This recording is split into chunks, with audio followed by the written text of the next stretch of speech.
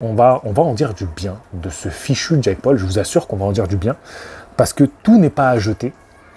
Et par contre, Jake Paul, il fait ressortir tout le pu de la boxe anglaise. Ça, les gars, ça va être dur à avaler. Salut les disciples de la boxe. Faut que je me lance.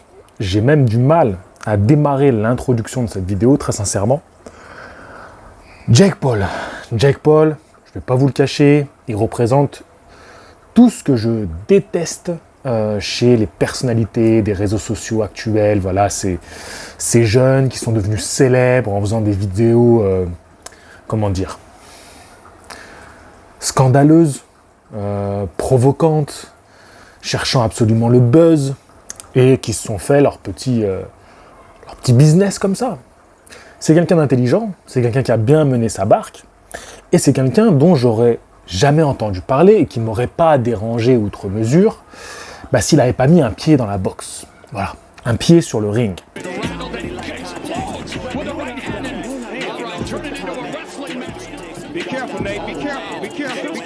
Mais voilà, ce petit con a décidé de faire de la boxe, et donc, forcément, je me suis intéressé au personnage. Parce que le gars, aujourd'hui, a pris une place énorme. Et ça, moi, j'y suis pour rien. Moi, je ne peux que constater l'évolution du bonhomme. Et ce qui est ouf, c'est qu'aujourd'hui, là, je tourne cette vidéo dimanche, je ne sais pas si je la sortirai ce soir ou seulement lundi, je vais en arriver à dire du bien de Jake Paul. Et la question que j'en arrive à me poser, c'est est-ce que Jake Paul, finalement, c'est pas tant lui le problème, mais il est plutôt une des conséquences de tous les problèmes qu'on a dans la boxe anglaise. On a expliqué un peu le pourquoi du comment Jake Paul s'est retrouvé à faire de la boxe. Le pourquoi du comment Jake Paul il a monté son petit business, il est devenu promoteur, etc. etc. Qu'est-ce qu'il est venu chercher dans la boxe? On en a fait des débats. Voilà. Vous pouvez retrouver mes anciennes vidéos.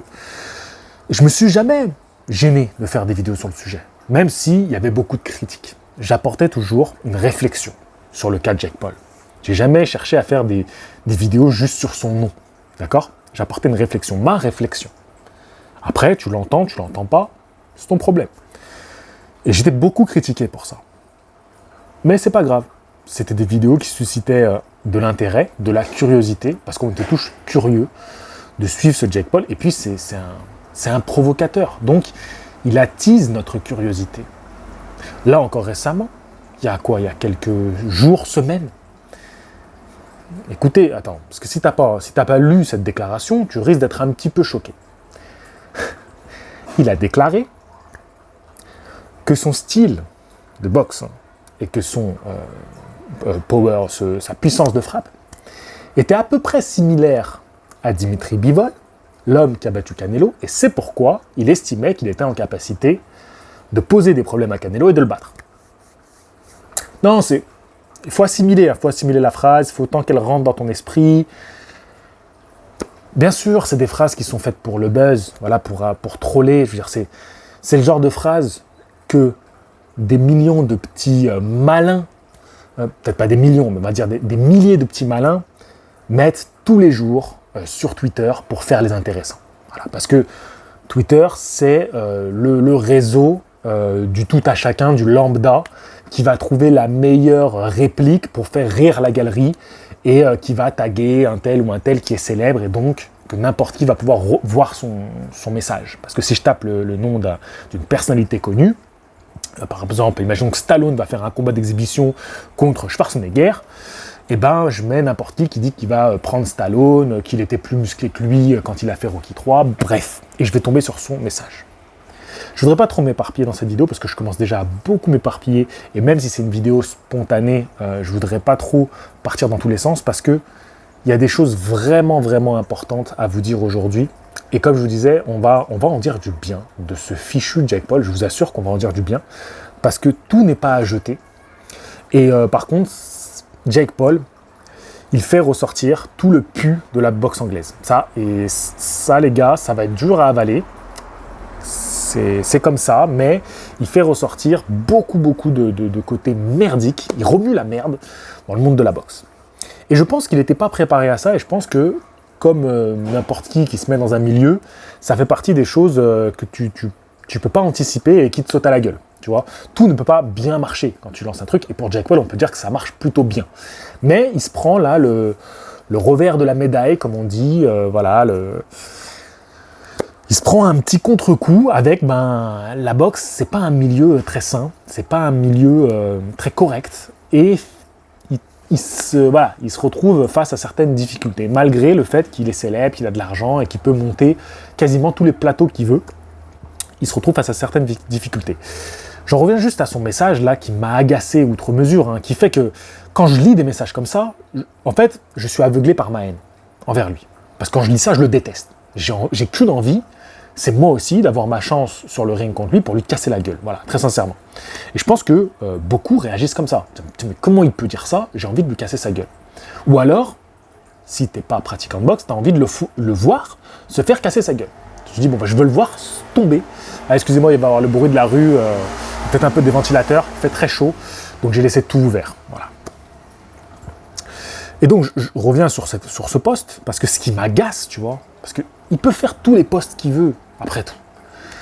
Mais moi, comment ça arrive à mes yeux, ce genre de poste? Parce que moi, je ne suis pas Jake Paul sur les réseaux. Mais c'est que c'est relayé par des médias sportifs. DAZN relaie ça. Voilà, ce que je vous aurais montré, c'est DAZN. Tu vois, parce que je veux mettre quand même quelques inserts dans cette vidéo. Donc c'est DAZN qui met ça. Et ça, je me dis, mais DAZN, tu vois, c'est un média sport conséquent. C'est-à-dire qu'il a signé les plus gros boxeurs. Voilà. En parlant de DAZN, ce week-end, là, au moment où je tourne cette vidéo, c'était cette nuit, il y a Vergil Ortiz Jr. qui a fait son grand retour.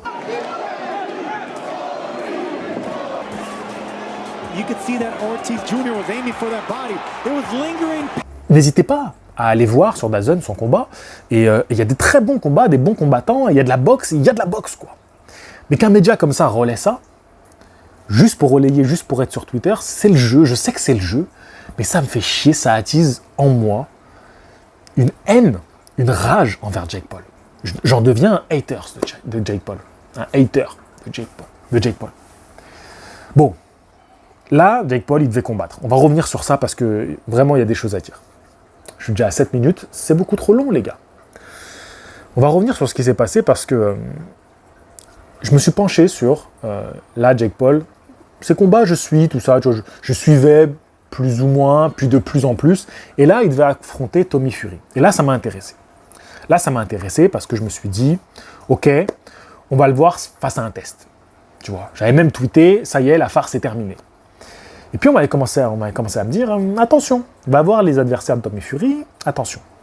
Attendez, je rentre pas trop dans les détails. Tommy Fury, je vous donne en quelques mots, donc c'est le frère de Tyson Fury. Vous avez entendu, Fury, vous avez reconnu le nom. Tyson Fury, champion WBC. Et donc, pour moi, c'était le premier vrai défi chez les professionnels pour Jake Paul.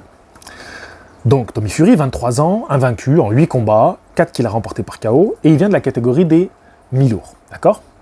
Je vous mettrai les poids exacts. Jake Paul, lui, il a 25 ans. Il a aujourd'hui 5 victoires, 4 remportées par KO, et il a fait tous ses combats à la limite des lourds légers, ok?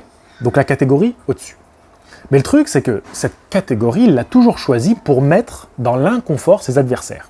Ses adversaires, c'était soit des anciens combattants, d'accord, de sport de combat, mais qui n'étaient pas, j'ai écouté un petit peu les gens qui connaissaient ces combattants, parce que moi je ne les connaissais pas, disaient que ce n'étaient pas des spécialistes de la boxe anglaise. Et surtout, c'était des gars qui étaient donc, retraités, qui en avaient fini avec leur carrière, et qui n'avaient jamais été des gars du gabarit de Jake Paul. Donc, il les mettait dans l'inconfort en les amenant dans une catégorie où lui avait plus d'avantages physiques. Pareil pour les autres combattants qu'il a eu, qui étaient alors là carrément des lambdas qui n'avaient jamais pratiqué de boxe ou même de sport de combat, et pareil qui n'étaient pas des gabarits vraiment, ils n'étaient pas au gab de Jake Paul.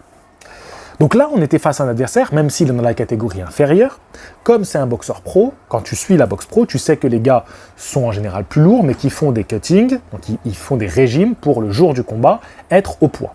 Donc logiquement, Jake Paul est un vrai mi-lourd, d'accord ? Et on sait par ses messages que c'est là qu'il voudrait faire carrière. Il voudrait faire carrière. Donc là, je me disais, au moins, en termes de gabarit, on va avoir un mec ça se vaut. D'accord? Tommy Fury, ça se vaut. Ça va être un mec de son gabarit. Ça va déjà être plus intéressant. Tu vois? Ça va être déjà un petit peu plus équilibré. Ok? C'est quoi ce boucan là dans la rue? Donc c'est un peu plus équilibré. Après, c'est vrai que Tommy Fury, c'était pas non plus un cador en boxe. Ok?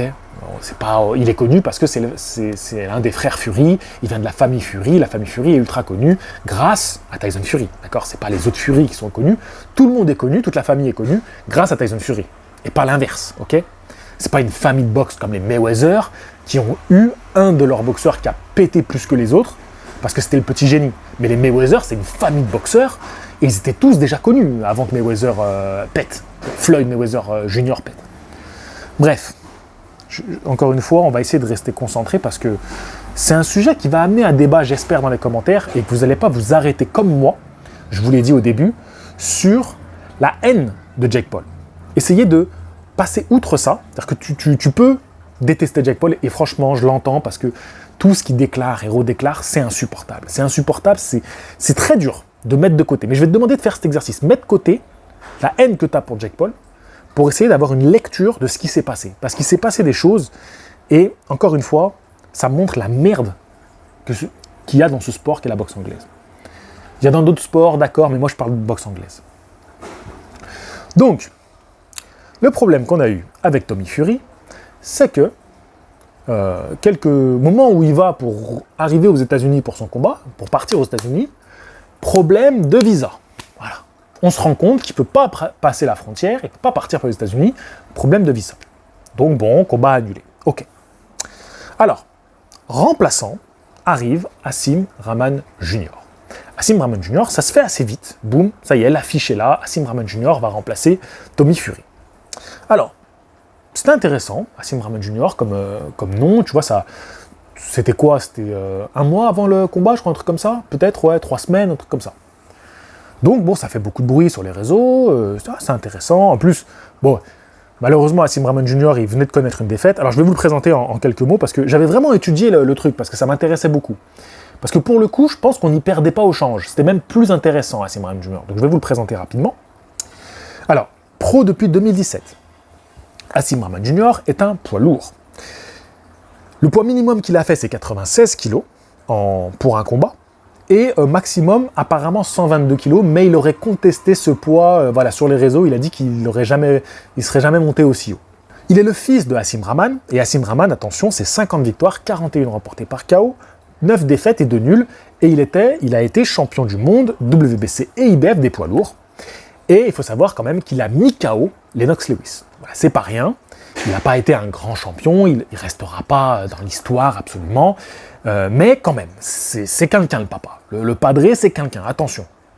Il porte un nom à défendre quand même, le Hasim Rahman Jr. Lui, pour les stats, il a 31 ans, il a 12 victoires, 6 remportées par KO, une défaite, il a perdu par KO. C'était son dernier combat contre James Mackenzie Morrison, fils de Tommy Morrison. Donc j'avais commencé à rater le combat, étudier et tout. Ce qui est intéressant de savoir, c'est que le Hasim Rahman Jr., il était sparring partner de Jake Paul. Et je pense qu'il a partagé pas mal de camps avec lui dans sa préparation pour se transformer en boxeur. Il était beaucoup présent et on a pas mal de vidéos qui sont ressorties de lui, les premières vidéos qui sont ressorties. C'est marrant comment les vidéos sortent de manière assez choisie. Tu vois, ça c'est assez étonnant. Parce que les premières vidéos qui sont sorties, c'est la vidéo d'un clash où ils se séparent. Tu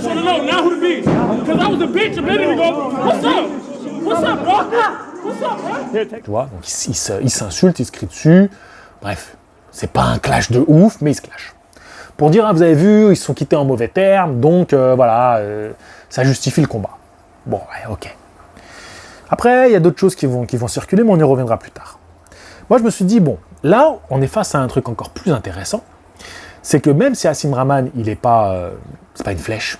Moi, alors, je vais vous dire, je l'ai vu, Hasim Rahman. Je l'ai vu à New York, lors du stage Boxing Culture. J'ai pu le voir de mes yeux. Je l'ai vu faire des sparring. Je l'ai vu mettre les gants. Alors, c'est un beau bébé. Il boxe bien. C'est un bon boxeur. Il a le coup d'œil. C'est pas un gros puncher. Et c'est vrai que chez les poids lourds, il manque. Voilà, c'est pas. Et c'est un boxeur un peu suffisant, un peu nonchalant. Voilà, il se repose un peu sur sa boxe. Voilà, c'est pas une pointure, il a rien d'exceptionnel, il est bon. Voilà. Je peux rien dire trop de plus de lui. Voilà. Mais ce que je me suis dit, ce qui est intéressant, c'est que là, je vous ai dit, Jake Paul, normalement, c'est un mi-lourd. Et là, il se retrouve face à un lourd. Un petit poids lourd, mais un vrai poids lourd. C'est un vrai poids lourd. C'est-à-dire que son poids naturel, c'est un poids lourd.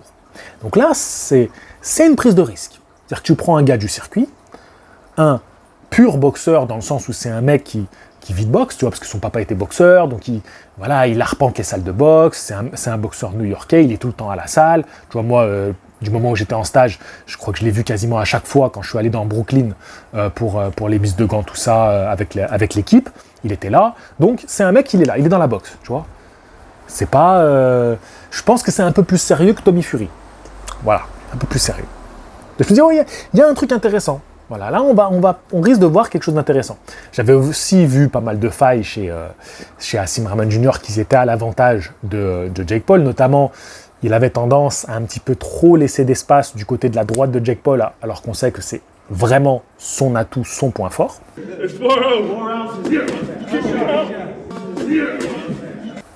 Et je pense si le clan Jake Paul a accepté de faire ce combat-là, c'est qu'il savait pertinemment que ça passerait.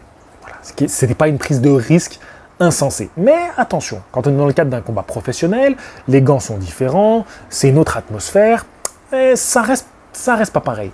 Parce que le Asim Rahman Jr., quand tu es en sparring, tu es en sparring. T'as pas la même motivation parce que tu prends ton cachet pareil, tu reviens, tu veux être rappelé. T'imagines qu'il y a un camp d'entraînement 3 mois plus tard, tu veux être rappelé. C'est pas pareil que quand tu es en combat. Donc, il y a toujours un angle différent. Les plans seront différents le jour du combat. Ce qui va être intéressant là, c'est que on va apprendre.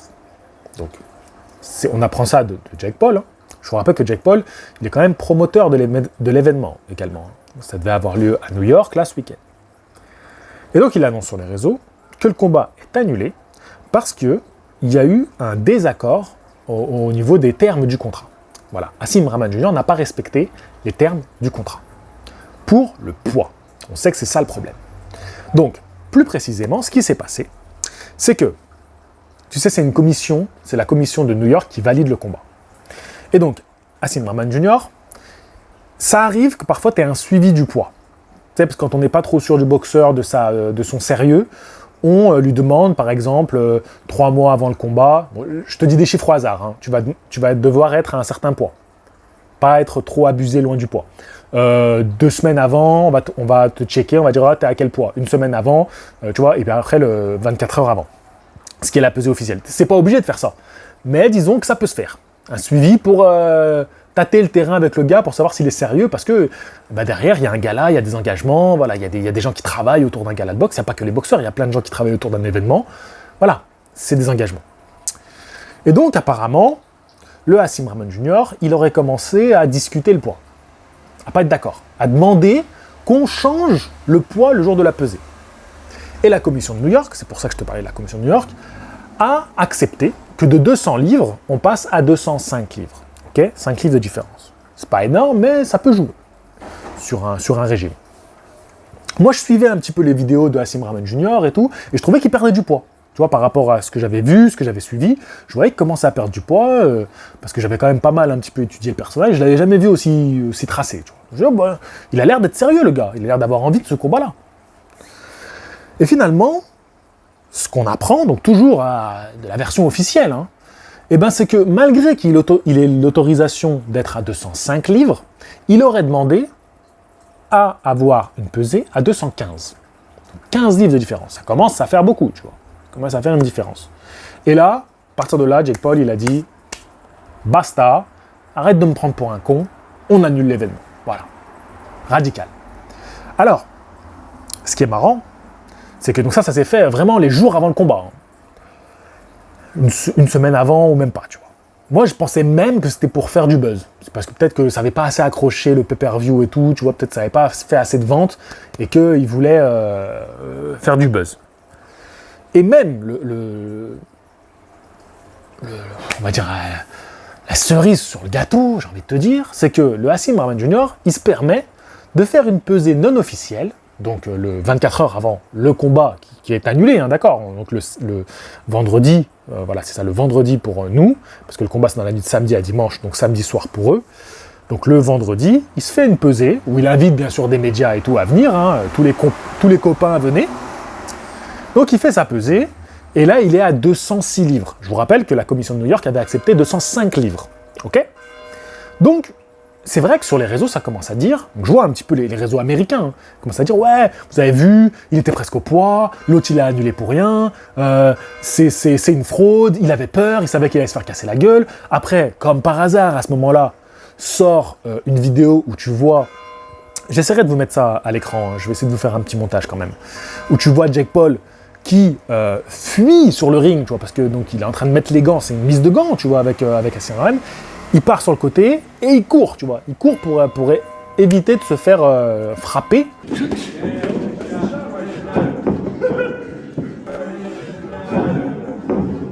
Par Hasim Rahman. Donc, bien sûr, posture un peu ridicule, donc tu sors ça. Et puis après, il y a des montages où tu prends que les beaux moments de Hasim Rahman où il touche Jake Paul. Et puis, ils mettent, voilà, Hasim Rahman dominait Jake Paul au sparring, pendant les sparring. Ça, c'est bien marrant de mettre ça. Mais pourquoi Jake Paul se serait engagé jusqu'à une semaine du combat, en sachant qu'il est promoteur de l'événement, donc c'est lui qui s'engage, il engage son nom là-dessus, en sachant, il savait les sparring et c'est lui qui les a fait. Il n'a pas besoin que des guignols fassent des montages pour se rendre compte. Et au montage de la vidéo, j'ai remarqué que Jake Paul venait de sortir le sparring complet sur sa chaîne YouTube. Donc voilà, ça confirme exactement ce que je pensais dans cette vidéo, c'est-à-dire que c'est plutôt une manipulation des images de la part des détracteurs de Jake Paul. Sinon, il ne serait pas permis de montrer le sparring complet. N'hésitez pas à aller le voir si vous voulez vous faire votre propre opinion sur ce sparring. Donc il savait dans quoi il s'embourbait. Donc tous ces montages sont faits pour faire paraître Hasim Rahman ce qu'il n'est pas, d'accord?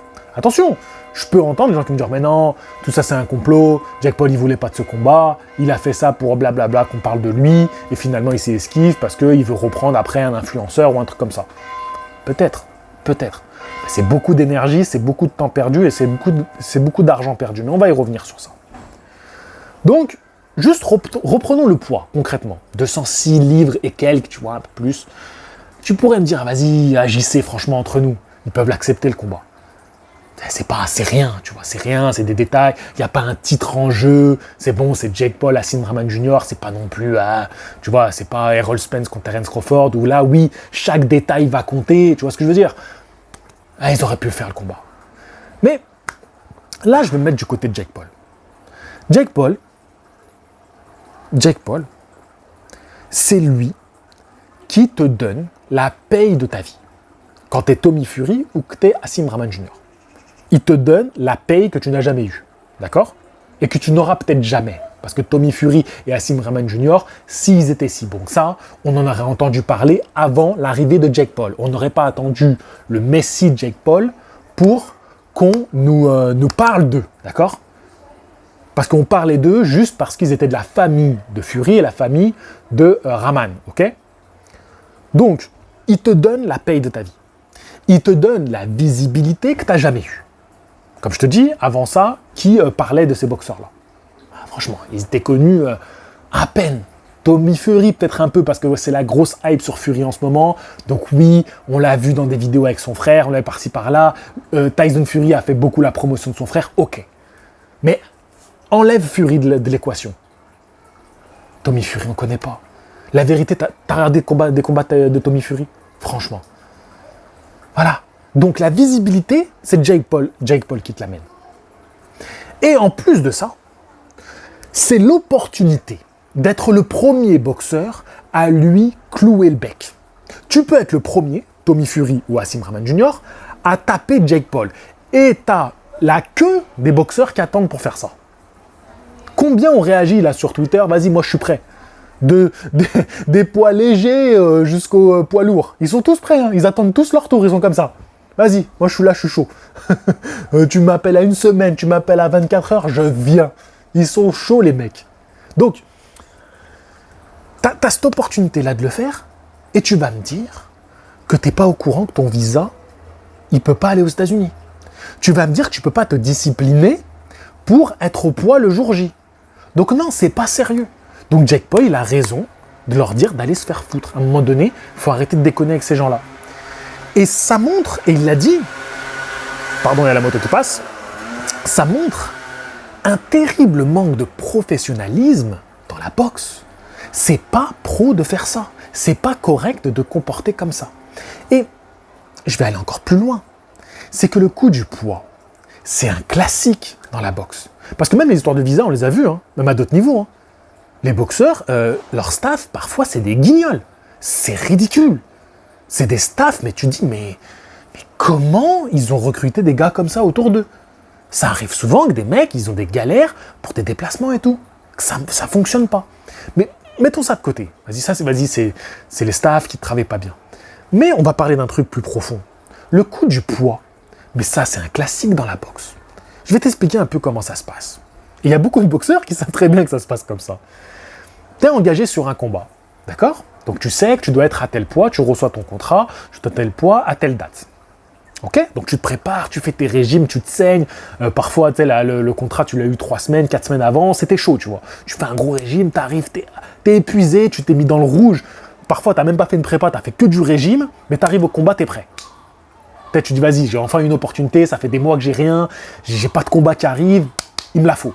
T'arrives au combat, ton adversaire, il est pas au poids sur la balance. Il est en surpoids. Et là, qu'est-ce qu'on te dit? Ah merde, il est pas au poids. Ah, qu'est-ce qu'on fait? On va pas annuler quand même, tu vois. Ah bon, t'acceptes du coup le poids? Bon, on fait une petite compensation, on te rajoute un petit billet. Tu vois? En fait, on te met au pied du mur, mais ça, c'était calculé de la part de l'adversaire et du promoteur et de l'organisateur. C'était calculé. Ils savaient qu'ils allaient te faire le coup à la dernière minute. Alors toi, tu peux jouer la carte de non, vas-y, fais le courir, fais le truc, mais si t'as pas assez de poids, si ils sont prêts à annuler, à te laisser rentrer chez toi sans rien, sans argent, alors que tu t'es sacrifié, peut-être que tu t'es payé un camp d'entraînement, peut-être que tu as investi de l'argent que tu n'avais pas encore reçu, bah tu te dis quoi? Bon, tant pis, je vais quand même prendre un petit billet en plus, et puis peut-être que je peux arranger pour que le prochain gala, je sois rappelé. Vas-y, je peux essayer de m'arranger le coup comme ça. T'acceptes. Mais le truc, c'est que tu es face à un adversaire qui, lui, avait bien prévu son coup, qui arrive donc plus costaud, et avec un gros avantage sur le ring. Et qui, lui, sûrement, était prévenu du combat bien avant toi. Et ça arrive plus souvent que tu ne le penses, mon gars. Ça arrive souvent dans la boxe, des histoires comme ça. J'ai entendu beaucoup de boxeurs professionnels me raconter ça. Donc, le problème, c'est que ça n'arrive pas dans des combats aussi médiatisés que les combats de Jake Paul. Parce qu'en général, les combats aussi médiatisés, c'est déjà le très haut niveau, c'est-à-dire c'est pour un titre en jeu, c'est vraiment des big fights. Donc les mecs, comme il y a trop de risques à faire ça, tu vois, ils sont déjà dans un autre niveau, ils ne le font pas. Parce que ça veut dire, c'est risque de te cramer, tu vas te faire cramer, que plus jamais on te rappelle, de prendre une amende beaucoup trop forte, parce que normalement c'est dans le contrat ça. C'est-à-dire que si t'es pas au poids et tout, tu donnes 50% de ta bourse à l'adversaire, le titre tu peux pas le gagner, tu vois, ça arrive parfois. Mais en général ils font gaffe les mecs. Mais le problème c'est que Jake Paul, qui est en train de se construire une carrière de boxeur, il doit taper dans le vivier de la boxe, qui sont des crapules comme ça, et qui n'hésitent pas à faire ce genre de magouilles. Parce que c'est des magouilles bien connues du monde de la boxe. Et donc, en fait, Jake Paul, il met juste en lumière ça. Que les mecs, ils sont pas sérieux. Ils sont pas sérieux, mais aussi, pas parce que juste c'est des mecs crapuleux, c'est parce que la boxe est un milieu précaire. La boxe est un milieu précaire, c'est mal organisé, c'est pas professionnel, c'est pas structuré, et les boxeurs sont un peu on les laisse comme ça à l'abandon, vas-y on t'appelle, vas-y t'as un contrat. Bah là, Asim Rahman, il a reçu le contrat assez proche du combat, donc il a peut-être tenté un petit coup de bluff, il s'est dit peut-être qu'il pourrait faire le poids et finalement c'était trop compliqué. C'est un milieu compliqué la boxe, c'est un milieu compliqué. Donc finalement, je suis pas tant que ça à jeter la pierre sur Tommy Fury et Asim Rahman Jr., même si je trouve ça complètement abusé, mais ça montre juste que c'est un milieu qui est compliqué, qui est précaire. Le monde de la boxe, c'est un milieu très fragile. C'est-à-dire que nous, on voit le Strass, les Payet, les Floyd Mayweather, les Ryan Garcia ou autres Anthony Joshua. Tu vois, on est obnubilé par ça, mais dans l'ombre, il y a plein de boxeurs, et ça représente la grande majorité. C'est pas si simple la boxe. C'est même très fragile, la carrière d'un boxeur. Et il ne faut pas oublier qu'à chaque fois, ils risquent leur santé sur le ring. Et c'est un milieu, en plus de ça, de requins, où tout le monde ne va pas hésiter à se bouffer les uns les autres. Bref, on va revenir à la dernière partie de ma vidéo. Et c'est... Excusez-moi, il y a un petit peu des longueurs, ça va, tranquille. Ce qui est un peu plus triste, c'est que ce combat entre Jake Paul et Hasim Rahman Jr., c'est pas un combat, c'est un gala de boxe. D'accord ? Parce que Jake Paul, il est aussi promoteur et il organise de vrais galas. Ça, il fait l'effort d'organiser de vrais galas de boxe. Sur son nom, avec la médiatisation qu'il apporte, mais notamment Amanda Serrano, qui a fait un énorme combat contre Katie Taylor, et tout ça, ça a été grâce à Jake Paul et à Eddie Hearn, leur collaboration. C'est venu de là qu'ils ont pu faire un si gros combat, une tête d'affiche au Madison Square Garden de New York. Donc Amanda Serrano, elle devait retrouver le public de New York. Et ça, c'est notamment grâce à Jake Paul, grâce à son travail de promoteur. Parce que c'est un mec, il s'est investi dans la boxe. Que ce soit sur le ring, mais en tant que promoteur. Il s'est vraiment investi. Donc il voulait mettre Amanda Serrano en sous-carte. Il y avait des titres en jeu, donc c'était un championnat du monde. Alors, bon, elle va pas boxer. Bon, je suis pas trop inquiet pour elle, parce que comme elle est promue par Jake Paul, elle sera sûrement à son prochain gala, et puis elle est championne du monde. Même si elle a perdu contre Kate Taylor, elle a des titres dans d'autres catégories. Mais il y a tout un autre monde, c'est les boxeurs en sous-carte, qui eux, ils attendent chaque événement pour pouvoir avoir leur jour de paye. C'est des gars qui, pendant des mois, c'est ce que je t'expliquais avant, bah t'as pas d'oseille. Et là, t'as enfin un combat, t'es en sous-carte de Jake Paul, donc quand même, que tu l'aimes ou pas, Jake Paul, bah ça fait du bruit. Ça fait du bruit dans le monde de la boxe. Et tu vas être à son événement. Tu vas être au Madison Square Garden. Et je pense justement à Fred Dulan, un Français qui vit à New York, et que je connais bien parce que c'est grâce à Fred Dulan que j'étais à New York au stage, avec Boxing Culture, et ben lui devait boxer. Et lui, c'est pareil, moi je connais sa situation personnelle, c'est hyper compliqué d'être dans les marécages de la boxe anglaise à New York et d'attendre ton tour. Quand t'as pas un promoteur vraiment carré sur tes épaules, tu vois, c'est compliqué. Et donc là, il avait sa chance, il avait une opportunité. Il avait été appelé, je crois, 3 semaines, peut-être 4 semaines avant le combat. Tu sais, c'est short quand même, c'est chaud. Mais vas-y, c'est ta chance. C'est ta chance, tu peux y aller, t'es en sous-carte d'un événement boxe. Voilà, une salle mythique, tu vois, tu vas peut-être être télévisé, tu peux vendre des tickets, faire un peu d'argent dessus. Voilà, tu vas toucher un peu une paye, c'est important dans ta vie. Enfin, merde, t'es un boxeur, tu veux boxer. Et à cause de l'incompétence de ces boxeurs-là, des guignols comme les Hasim Rahman et les Tommy Fury, parce qu'on continue à parler d'eux, tu vois. Comme je te disais, là, les médias qui sont anti-Jake Paul, bah, ils disent que Hasim Rahman, ils ont fait des montages vidéo et tout sur lui. Le mec, il vit sa meilleure vie. On n'a jamais autant parlé de lui, de toute sa vie. Mais tout le monde qui était en sous-carte, qui du coup, c'est les grands oubliés. Voilà. Et eux, ils devaient boxer, ils devaient toucher de l'argent. Et ben là, on t'annonce une semaine avant, bah ciao, t'as pas de combat. Allez, rentre chez toi. Parce que l'autre guignol, bah il n'a pas été sérieux sur le poids. Et tu te dis, mais putain, encore une fois, ça me passe sous le nez. Encore une fois, ben je sais pas dans combien de temps on me rappellera. Et je sais pas pourquoi on me rappellera. Est-ce que ce sera pour un gros combat? Est-ce que ce sera pour un combat merdique? Tu sais, là, on t'appelle, tu sais que t'es appelé parfois pour être la bonne poire. Hein. Pour être la poire de service et pour te faire casser la gueule. Mais c'est l'opportunité, donc t'y vas. C'est une chance. Tu vas être en sous-carte de Jake Paul. Encore une fois, je te dis, mets ta haine de Jake Paul de côté. Imagine t'es boxeur. C'est une occasion. C'est une occasion. Ça fait partie des noms aujourd'hui dont on parle le plus dans le monde de la boxe. C'est la réalité. Et tous ces mecs-là, bah, ils se font carotter. Parce que, ben, on voit que la boxe, c'est un milieu assez merdique. Et c'est assez triste. Et c'est là où je vais venir sur un dernier point qui est quand même assez important. C'est que j'ai lu cette info juste avant de tourner cette vidéo. Et j'en parlerai avec Fred Dulan. Je pense qu'il viendra nous faire une interview. Là, j'ose même pas lui envoyer un message tellement il doit être dégoûté. Franchement, il doit être dégoûté. Il doit être au fond du gouffre. Mais bon, je le contacterai d'ici quelques jours. Mais j'ai vu qu'il avait repartagé le communiqué. Il y a Jake Paul qui a donc mis un message pour avoir une pensée pour les boxeurs qui étaient en sous-carte. Parce que Jake Paul, lui, de son côté, tu vois, là on va parler du côté que je déteste, il est reparti au combat contre un autre influenceur, là, l'anglais, là, KSA ou XI ou je sais pas quoi, je m'en bats les reins, qui devait combattre fin août, et finalement lui aussi son adversaire s'est désisté, donc Jake Paul il a saisi l'opportunité, dire vas-y, bah maintenant je vais te prendre. Tu sais, lui c'est un opportuniste, c'est un businessman, c'est un malin. Mais vas-y, j'enlève ça de côté, parce que ça m'énerve de ouf, mais il a quand même fait ce communiqué, et dans le communiqué, il explique voilà, qu'il a une pensée pour les boxeurs en sous-carte qui n'ont pas pu boxer, et apparemment, il y aura une compensation pour tous les boxeurs en sous-carte.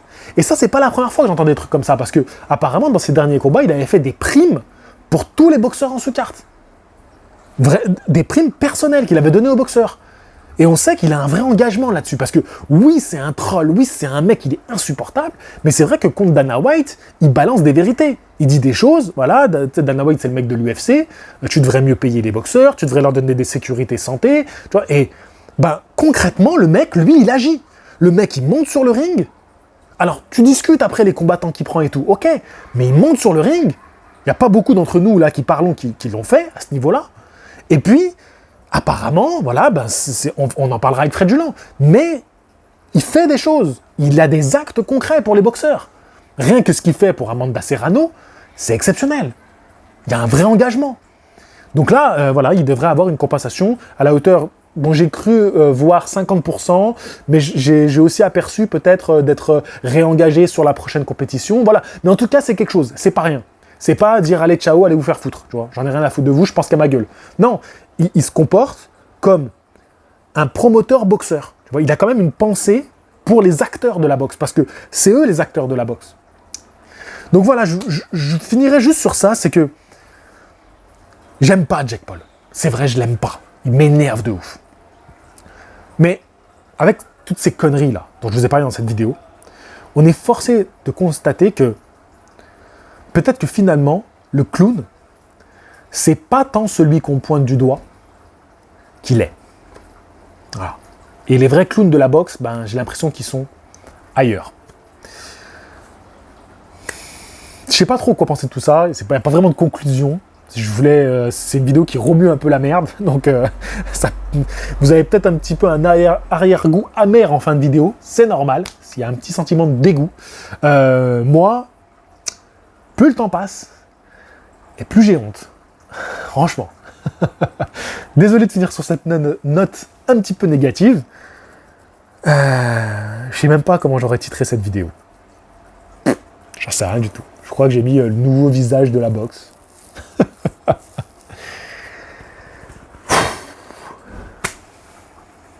Je vous dis à la prochaine.